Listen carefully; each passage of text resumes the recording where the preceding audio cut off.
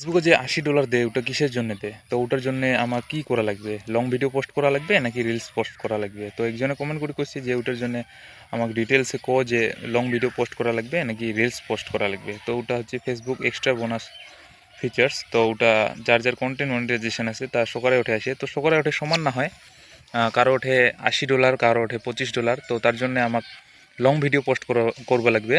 তো long video রিলসও হবে না, লং ভিডিও তোমার পোস্ট করি এখানে সবারে ওঠে আলাদা আলাদা, মানে দেয় যে এত এত ভিউজ লাগবে। মোর ওঠে যেমন 1.5 মিলিয়ন, মানে 1.5 মিলিয়ন ভিউজ লাগবে, তারপরে মোর এটা কমপ্লিট হবে।